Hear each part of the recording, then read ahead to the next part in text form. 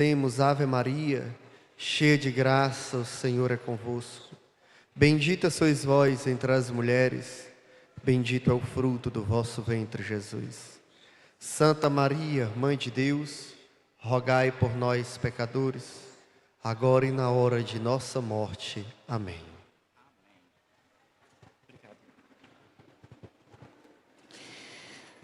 Muito bem, vamos nos acomodando para conversarmos um pouquinho sobre o nosso último tema de nosso encontro, do nosso congresso, que é o empenho à difusão missionária do Evangelho. Pregar assim, coladinho com a missa, né, é uma responsabilidade muito grande, porque a gente precisa de um momento para preparar o coração para o início da Santa Missa, né?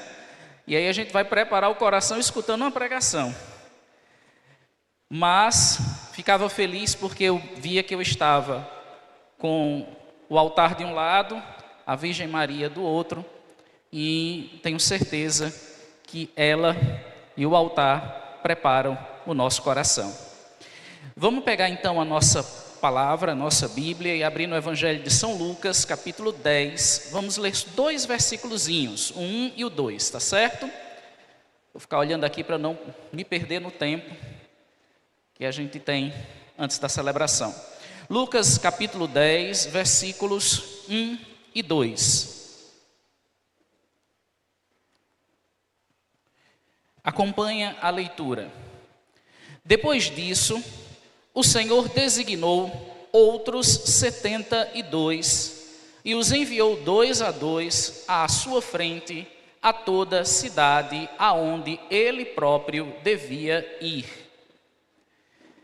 E dizia-lhes: a colheita é grande, mas os operários são poucos. Pedi, pois, ao Senhor da colheita que envie operários para a sua colheita. Palavra da salvação. Todos nós conhecemos bem essa passagem. Nós temos quase que um mantra sobre isso, né? De que a messe é grande e os operários são poucos, porque também experimentamos isso no dia a dia da nossa comunidade, nas nossas missões, nos nossos serviços, nos nossos apostolados. Meu pároco costuma dizer que a palavra de Deus, nós já sabemos, né, que a palavra de Deus não passa, inclusive em algumas sentenças, como essa de que a messe é grande e os operários são poucos. Ou seja, a messe sempre será grande e os operários sempre serão poucos. E não tem o que a gente possa fazer para mudar essa realidade, porque a palavra de Deus não passa. Então haverá sempre uma grande messe e haverá sempre poucos operários. Mas nós também sempre temos que pedir operários para a messe. Certo? Então nós já conhecemos um pouco dessa realidade. Esses 2 versículos são uma introdução do que se chama de discurso missionário de Jesus, que está presente nos 3 evangelhos sinóticos, lá em Marcos no capítulo 6, lá em Mateus no capítulo 10 e em Lucas também no capítulo 10. O versículo 1 traz para nós Jesus com 2 ações, 2 verbos, 2 ações de Jesus, que são designar e... Vocês não leram o versículo? Designar e enviar, não é assim? O Senhor designou outros 72 e os enviou. Designar e enviar. Não vou me ater muito a essa questão, porque nós também já a conhecemos. Existe uma relação íntima entre vocação e missão. O designar de Deus é uma eleição, é uma vocação. E o envio de Deus é uma missão. Então Jesus age em nossa vida nestas 2 formas. No momento em que Ele me vocaciona, Ele também me envia. De modo que as nossas comunidades são designadas, eleitas, escolhidas. Existe sobre nós uma vocação, mas também existe sobre nós uma missão, um envio. E eu não posso conceber uma comunidade que não é missionária, que não evangeliza, que não é enviada, que não assume esse chamado e o envio. Eu digo eu não posso conceder, eu não sou ninguém, né? Não posso conceder, eu não sou ninguém. Na verdade, a igreja que não vai conceber, certo? Haverá, portanto, essa forte ligação entre a eleição e a evangelização. Eu me sinto eleito? Eu me sinto chamado? Eu me sinto escolhido em uma vocação? Então, automaticamente, eu também me sinto enviado a evangelizar, a anunciar, a proclamar, a levar Jesus aos corações. Não existe metade. Não é uma pessoa só eleita ou não é uma pessoa só enviada, mas as duas realidades estão intimamente ligadas.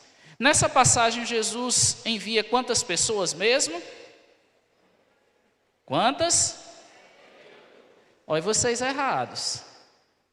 Ele envia 84. Porque ele designou outros 72, além dos 12. Então, a exegese bíblica nos ensina que, na verdade, foram 84, os 12 mais 72, tá certo?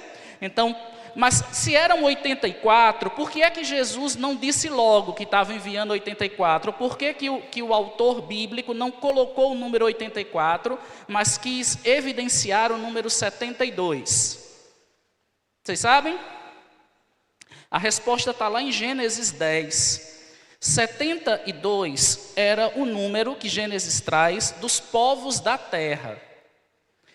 Que a terra toda habitada possuía 72 povos. É uma referência do autor à universalidade do anúncio. O anúncio, o envio, a missão é para todos os povos, para todas as pessoas, de modo universal. Não só para aquelas pessoas daquele momento, daquela região, daquela situação, mas para toda a humanidade, para a universalidade dos povos, o envio estava sendo realizado. Mais na frente na passagem, diz que Jesus os envia 2 a 2. Ficou quase que como uma tradição enviar 2 a 2, não é assim? Vamos fazer uma visita porta a porta, vamos fazer uma evangelização porta a porta, 2 a 2, 2 a 2, 2 a 2, 2 a 2. E por que de novo 2 a 2? Por que não é 3 a 3? 4 a 4, 5 a 5? Outra referência bíblica, está lá em Eclesiastes, capítulo 4, versículos de 9 a 10. Diz o seguinte, nessa passagem: mais valem 2 que um só, porque terão proveito de seu trabalho. Porque se caem, um levanta o outro. Quem está sozinho, se cai, não tem ninguém para levantá-lo.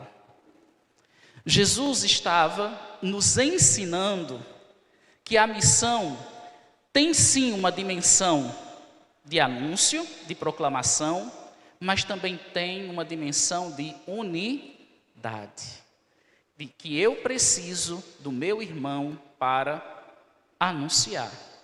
Obviamente que sozinho eu consigo anunciar, mas a missão ganha mais significado, o envio ganha mais significado quando nós fazemos em comunhão, em unidade entre irmãos. E como foi providencial que logo no início da manhã, Ítalo tenha nos falado sobre a comunhão, sobre a unidade. E eu também vou adentrar um pouquinho daqui para frente sobre essa questão. O anúncio ganha força quando é feito em comunhão. Ganha força quando ele é feito não de uma forma individualizada, mas quando eu faço com os meus irmãos. Certo? Até aqui tudo em paz? Sim? Ótimo. Bom, também diz nessa passagem que estes 84 discípulos são enviados a toda cidade onde o próprio Jesus deveria ir. De novo, nós temos que compreender que Jesus não está falando somente para aquela realidade, para aquele momento histórico, para aquela região.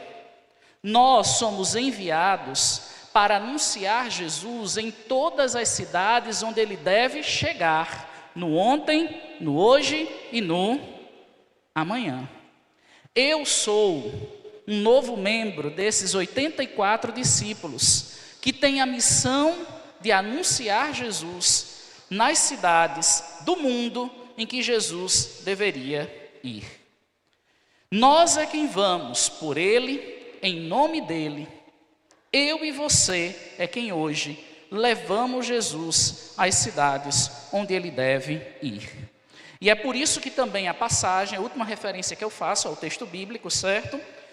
A esse texto bíblico, por isso que ele também pede que estes discípulos possam ir à frente dele.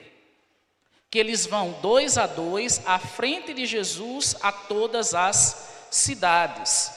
À frente de Jesus, porque nós o anunciamos, nós falamos dele, nós levamos ele. Nós não levamos a nós mesmos, mas nem anunciamos a nós mesmos, nós anunciamos a ele. Por isso que nós vamos à frente. Porque o único objetivo da nossa evangelização, o único, deve ser levar as pessoas ao encontro pessoal com Jesus. É o único. Não faz sentido realizar missão, evangelizar, se não for para isso. Se não for para levar Jesus às pessoas. E por que eu chamo a atenção para esse objetivo? Porque há possibilidades deste objetivo acabar secundarizado, acabar em segundo plano, diante de circunstâncias, diante de situações. Eu não evangelizo para fazer proselitismo, não. Ou seja, eu não evangelizo para aumentar o número de membros da minha comunidade, não. Não é o meu objetivo. Eu vou evangelizar porque se eu evangelizar ali, eu vou, quem sabe, cavar algumas vocações para a comunidade. Se isso acontecer, deve acontecer de forma natural, mas não é o objetivo principal da nossa missão. Não é fazer proselitismo. Não é angariar membros para a nossa comunidade. É levar as pessoas a encontrar Jesus. Ponto. Depois desse encontro com Jesus, o próprio Jesus vai revelar a essa criatura o que é que ela deve fazer da vida dela. E em discernimento ela traça o caminho dela, que não precisa ser o da nossa comunidade. Não precisa ser. Estão me entendendo? Então, né? Também não deve ser objetivo da nossa evangelização divulgar o nome da minha comunidade, tornar a minha comunidade conhecida, ou o meu ministério particular, para que eu seja um pregador conhecido, uma missionária conhecida. Não sou eu que preciso ser conhecido. Não sou eu. Não é você. É Jesus. E somente Ele. Nossa evangelização também não deve ser para angariar fundos para a nossa comunidade, por mais necessários que eles sejam. Eu não digo nem assim para angariar renda, porque a gente não tem renda, né? A gente tem sustento. A gente sobrevive. Mas não deve ser. Não é para isso que eu evangelizo, né? Para conseguir um dinheirinho para a comunidade. Sei lá, com a venda de um livro, com a venda de uma camisa, com a venda de alguma coisa assim. Se isso acontecer, é natural, mas não é o meu objetivo. Não deve ser o meu objetivo. Nem o seu, nem nenhum de nós. Não é para isso que serve a nossa evangelização. A nossa evangelização também não deve ser para construir uma boa imagem, uma boa reputação para mim ou para a minha comunidade. Não é para criar uma rede de boas relações, de boas influências para a comunidade, para mim, de modo a facilitar algumas realidades do dia a dia. Não é. É para anunciar Jesus Cristo. É só para isso, para que eu anuncie Jesus. Você sabe, mais do que ninguém, o quanto o encontro pessoal com Jesus foi decisivo na sua vida. O quanto foi significativo na sua vida. O quanto mudou a direção da sua vida. Não é verdade? Porque ninguém, em sua sã consciência, entraria numa aventura dessa, ou numa loucura dessa, num desparafusamento desse, de ser comunidade, se não tivesse ocorrido o encontro pessoal com Jesus. Eu tenho certeza. Eu mesmo não tinha entrado, não. Garanto a vocês. Mas se não tivesse ocorrido esse irresistível encontro, que mudou sim a minha vida, como mudou a de vocês. Pois eu sou chamado a proporcionar esse encontro, só. Porque quem encanta é Jesus, quem conquista é Jesus, quem apaixona é Jesus. Não sou eu. Não é você. Eu só proporciono o encontro. Eu só facilito o encontro. Eu só possibilito o encontro como um instrumento que sai de cena depois. Para que Jesus aconteça na vida de cada pessoa. E é isso. É para isso que nós somos chamados. Eu ainda quero, meus irmãos, dar um passo a mais aqui com vocês. Eu acho que a hora me permite, né? Quero convidá-los a um exame de consciência, tá certo? Sobre algo que travou um pouco a nossa evangelização nos últimos tempos. Nós passamos 2 anos complicadíssimos no auge da pandemia do Covid-19. Não é verdade? Não foi difícil? Foi muito complicado. 2022, o ano passado, era o ano de retomarmos nossa vida apostólica, nossa vida missionária, que foi muito prejudicada nos 2 anos. Mesmo que a gente tenha feito uso nas redes sociais, mas nós sabemos que tivemos sim complicadores no nosso caminho missionário. A retomada no ano passado, tenho certeza que todos nós sabíamos que não seria uma tarefa fácil. Não seria tão simples de se fazer. Mas ela foi muito mais desafiante do que o que a gente imaginava. Vou dar alguns motivos aqui para vocês. Primeiro, o retorno das atividades foi muito violento. Ele não foi gradual, ele não foi respeitoso, foi de uma vez.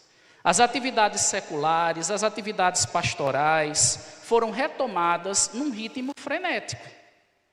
Como se houvesse uma ideia de que a gente precisava recuperar o tempo perdido. Não sei se vocês sentiram isso. Não sei se vocês perceberam isso, mas eu sei que alguns membros de aliança, principalmente, devem ter sentido isso nos seus trabalhos, não foi? Que os cabos arrocharam mais, né? O negócio tem que produzir, tem que recuperar, etc. e tal.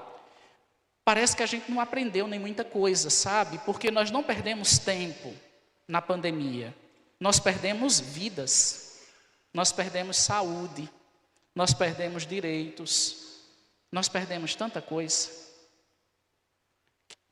Mas ficou um pouco violento. 2 anos, um pouco mais reclusos, de repente, tudo voltando de uma vez. Nós fomos muito exigidos emocionalmente no período pandêmico. Muito exigidos emocionalmente. Nós passamos por lutos, nós passamos por percas, não passamos? Comunidades que perderam membros, comunidades que perderam fundadores, comunidades que perderam metade do conselho, membros de comunidade que perderam parentes, que perderam amigos. Nós perdemos pessoas. E nós não somos robôs nem anjos. Nós somos pessoas. Nós sentimos os lutos. Nós atravessamos os lutos. Nós tivemos dificuldade para sobreviver. Não foi? Não só a preocupação da saúde, né, de não contrair o Covid no seu alto grau de mortalidade, mas a dificuldade para sobreviver mesmo, porque nós tivemos uma paralisação de nossas atividades, e significou uma queda na arrecadação das comunidades, e houve sim comunidades que passaram por dificuldades, para manter aluguel de centro de evangelização, para manter aluguel de casa comunitária, para conseguir alimentar todo mundo. Não foi, minha gente? Ou não aconteceu aqui, isso aconteceu lá em nós, lá na Paraíba. Deve ter acontecido por aqui também. Nós fomos exigidos emocionalmente. Tem um teórico chamado Maslow, que coloca uma teoria chamada de teoria pirâmide das necessidades, que diz que na base da pirâmide estão as necessidades básicas, que são de sobreviver, né? O comer, o vestir, o dormir. Depois, quando saciadas essa necessidade básica, aqui da base da pirâmide, a gente sobe para as outras, emocionais, existenciais, etc. e tal. Nós fomos, de repente, empurrados de novo para a base da pirâmide. A gente precisava sobreviver. Então, todas as outras questões existenciais, filosóficas, sabe, ficaram para segundo plano, porque era sobreviver. Tem uma irmã de uma comunidade, amiga nossa, né, da comunidade Remidos, que disse assim: meu irmão, a nossa missão esse ano, lá no período pandêmico, né, ela dizia assim: a nossa missão esse ano é escapar. Escapar é a missão da comunidade. E nós sentimos isso, que a nossa missão era escapar, né? Era sobreviver, era passar por aquela situação. É tanto que o Conselho Federal de Psicologia alertou os psicólogos do país que depois da pandemia de Covid-19, nós teríamos uma pandemia de saúde mental, porque tudo ia estourar. A gente tinha sido exigido emocionalmente demais, focamos em sobreviver. Passado o período pandêmico, nós íamos olhar para todas as outras necessidades acima da pirâmide que tinham sido negligenciadas. E aí tudo ia estourar. E de fato é o que nós estamos experimentando. Quantas pessoas com transtornos de humor depressivo, né, que a gente chama de depressão, com algum transtorno de ansiedade, com síndrome de pânico, quantas pessoas têm procurado oração, têm procurado a gente, têm nos pedido ajuda, membros de nossa comunidade que estão passando por essas realidades. Além disso, nós também voltamos às nossas atividades fragmentados, fragilizados, confusos. Muitos voltaram até sem saber o que queriam, ou até sem saber quem eram. Não sei se vocês passaram por isso. Houve comunidades de vida, por exemplo, que enviaram todos os seus membros para casa, dos familiares. Não sei se isso aconteceu por aqui, mas lá em nós aconteceu. E aí os familiares passaram um ano, os membros passaram um ano e meio dentro de casa, com a família. E para voltar depois disso? E para voltar depois dessa situação? Então houve uma certa dispersão, uma fragmentação. Eu até utilizei lá na minha comunidade, no retiro que a gente teve ano passado, a alegoria de um copo quando se quebra. É como se na pandemia nossa comunidade é um copo e ela caiu de nossas mãos e se espatifou. Todo mundo aqui já quebrou um copo, um prato, uma xícara, não já? O que é que acontece quando cai? Espalha, né? Assim, não espatifa, para todo lado. E quando você começa a juntar esses cacos, sempre fica um caquinho que não volta. Que escapou para debaixo de um fogão, para debaixo de uma geladeira, que você não consegue varrer de volta. E que você só vai encontrar muito tempo depois, quando você for, sei lá, fazer uma mudança, tirar a geladeira do lugar, está lá o caco. Foi isso que aconteceu, nós fomos fragmentados, dispersos. E no retorno, alguns cacos não voltaram. Alguns fragmentos não voltaram. Nós passamos sim por percas de membros de nossa comunidade. Nós passamos sim por dispersão de irmãos. Os grupos de oração não voltaram com a mesma força. Os irmãos que retornaram à consagração voltaram questionando algumas realidades, em dúvida de suas vocações. Eu diria que nós vivemos uma dispersão não só ideológica, mas até mesmo identitária. Quem eu sou? O que Deus quer de mim? E sempre será doloroso passar pela saída de membros em nossas comunidades. Por que sempre será doloroso? Pelos laços fraternos que nós construímos. Quando alguém deixa a nossa comunidade, nós não estamos perdendo um membro, nós não estamos perdendo um número institucional, nós estamos perdendo um irmão. Isso mexe com a gente, não deixa de mexer. Por mais que a gente saiba da liberdade de cada pessoa, mas não deixa de mexer com a gente. Com a migração de nossas atividades para o mundo virtual, a oferta de pregações, textos, vigílias, estudos, lives, direções se multiplicou, não é verdade? Às 24 horas do dia, você tem o que você quiser para assistir. Tem ou não tem? Tem. E isso também gerou uma dispersão nas nossas comunidades. Porque antes dessa onda toda, o membro da comunidade, o irmão do grupo de oração, ouvia num primado, com uma certa primazia, o fundador da comunidade, o formador da comunidade, o coordenador do grupo de oração. Não era assim? A direção primeira, ou a que mais tocava o coração, vinha das autoridades da comunidade. Hoje, eu escuto 1000 vozes, 1000 pregadores, 1000 mensagens, 1000 direções. Isso é importante sim, para quem está no mundão. Sem dúvida, as redes sociais nos deram um alcance imenso para pessoas que não tiveram uma experiência de Deus, e bendito seja. Mas não deixou de ser questionável para quem já possuía uma direção específica recebida em sua comunidade. Isso gerou uma certa dispersão na própria comunidade. O meu alimento principal era o carisma. Hoje, o meu alimento principal se torna aquilo que eu escolho assistir, a live que eu acompanho com mais assiduidade. Não sei se é a realidade aqui do Ceará, viu, minha gente? Mas estou falando lá, como eu disse ontem, é uma expressão do sertão, viu? Lá em nós, né? Lá no meu estado foi assim. Não sei se por aqui foi dessa forma. Além disso, a oferta das atividades virtuais fez com que a gente tivesse dificuldade de trazer o povo de volta às atividades presenciais, não é?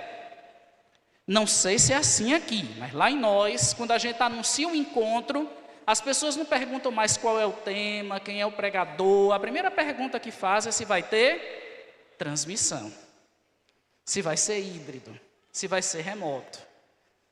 Não é assim? Tivemos essa dificuldade. De modo que nós estamos enfrentando 4 grandes desafios. Primeiro, trazer as pessoas de volta ao presencial. Segundo, superar todas as percas, todas as sequelas emocionais que nós tivemos, atentando, portanto, também para a saúde mental. Terceiro, juntar os fragmentos, juntar o povo diante dessa fragmentação, dessa dispersão, repito, que também é identitária. E quarto, repensar nossa evangelização, porque ela não consegue mais ser do mesmo jeito. Não é mesmo? Não é. Como é que ela vai ser agora? Eu já tenho que adiantar a vocês que eu não sei, porque essa resposta está em cada carisma. O carisma sempre terá a resposta mais precisa e mais exata para a questão que nós trazemos no coração. Mas são desafios que nós estamos enfrentando. Mas o que era ruim ainda podia piorar. Não podia? É triste, né? A pessoa dizer um negócio desse, pessimista, mas ainda pode piorar um pouquinho. Diante desse quadro, 2022 seria um ano da gente juntar os fragmentos e evangelizar com todo vigor. 2 palavras deveriam ter regido o nosso ano de 2022, a unidade e a evangelização. A gente precisava se unir e arrochar o nó na evangelização, para reconstruir nossas comunidades por meio da unidade e para trazer o povo de volta por meio da evangelização e provar que a pandemia não era capaz de derrotar aquele que nos uniu.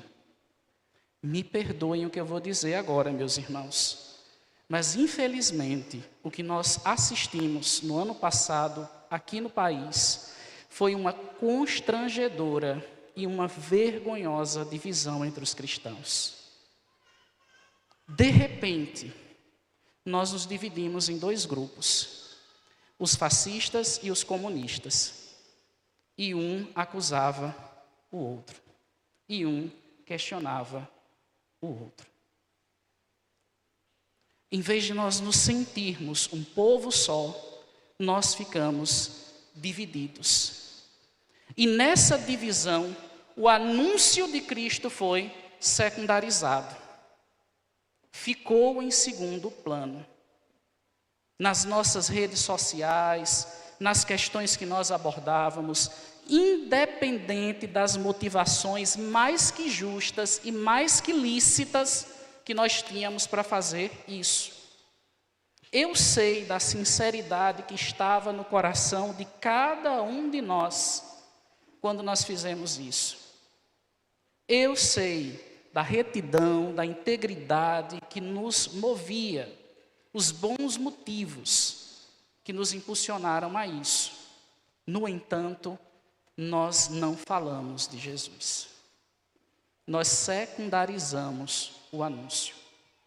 Quando nós fomos chamados a anunciar uma única pessoa, Jesus de Nazaré.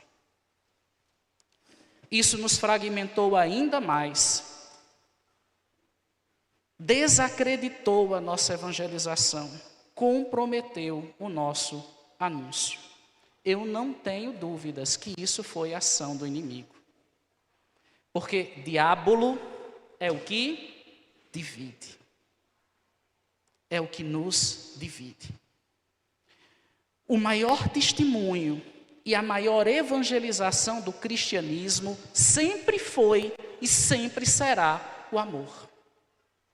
Sempre foi e sempre será a comunhão, a unidade, a vida fraterna. O que atraía no passado, o que atrai hoje, o que atrairá as pessoas ao cristianismo, não serão as nossas palavras, os nossos esforços, o nosso sacrifício, mas será o nosso amor.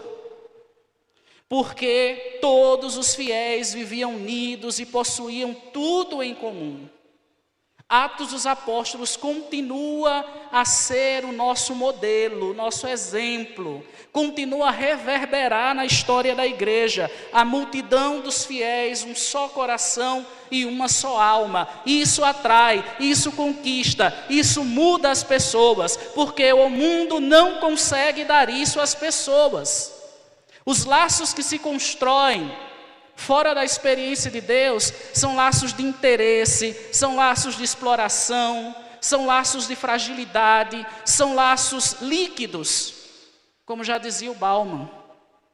Mas em Cristo se constroem laços profundos, verdadeiros, concretos, e isso continua a escandalizar esse mundo, a chamar a atenção. O que é que esse Cristo tem de tão extraordinário, que faz com que pessoas tão diferentes vivam unidas? Porque os laços que nos unem não são espontâneos, não são naturais. Eles são uma bênção, uma graça dada por Deus. Os laços que nos unem não são espontâneos. Não tem uma musiquinha que a gente canta muito? Vindos de tão longe, fomos feitos irmãos? Isso é uma verdade profunda. Não é assim, vindos de tão longe, naturalmente nos tornamos irmãos. Nós fomos feitos irmãos por uma graça que nos alcançou. E isso continua a ser continua a ter uma grande força que o mundo não consegue superar. A força do amor e da unidade. Quem unia os discípulos era Jesus. A gente conhece bem os evangelhos. Tinha de tudo, né? Entre os discípulos, tinha inveja, tinha briga, né? Tinha traição, tinha dúvida, tinha medo, tinha inconstância, tinha tudo. Mas Jesus unia aquelas criaturas. Depois que Jesus morreu e ressuscitou, continuou sendo Jesus a unir aquelas pessoas. E até hoje continua sendo Jesus. Você olha de lado para estas pessoas que talvez você nem sequer conheça e as chama de irmão e as considera de verdade irmãos por causa de Jesus.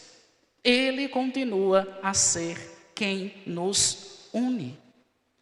E a multidão dos fiéis, como diz Atos, tinha de tudo. Tinha jovens, adultos, idosos, homens, mulheres, pessoas sadias, pessoas doentes, gente com todo tipo de personalidade, mas que era um só coração e uma só alma por causa do Cristo. O único elemento em comum entre as pessoas que caminham no seguimento de Cristo é o próprio Cristo. E o encontro pessoal com Ele é o que nos une, é o que nos faz chamar os outros de irmãos. O que nos une não são as causas, não são as motivações, mas é o próprio Jesus. E é por isso que Ele precisa voltar ao centro do nosso anúncio. Precisa voltar ao centro da nossa mensagem, da nossa missão.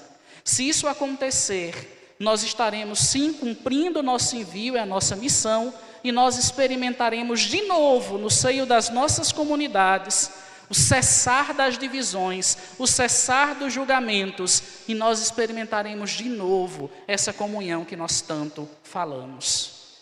Porque só Ele tem a força de nos unir.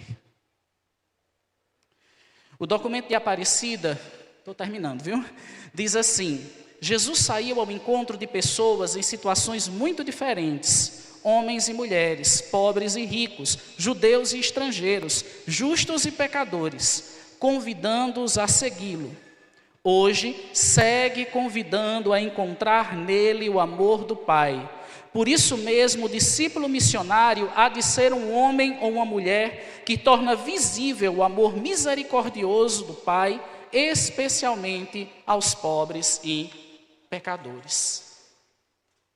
Nós precisamos levar este Jesus que ama de forma misericordiosa as pessoas. Mas nós não podemos fazer isso somente no discurso. Nós temos que pautar isso num sentimento de que nós somos irmãos. Porque lembra como foi que Jesus mandou a gente ir? 2 a 2. 2 a 2. O método, a maneira de transmitir o anúncio, a evangelização vai mudar com o tempo. Já está mudando. Mas o conteúdo jamais deve mudar.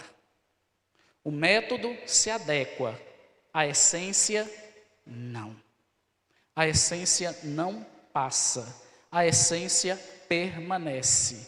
E a essência será sempre Jesus, que ama incondicionalmente e que vem salvar as pessoas, que vem atrair as pessoas quando for erguido na cruz. Então, como é que nós vamos intensificar a nossa vida missionária? Eu não sei. Estou quebrando a cabeça lá em nós também para saber.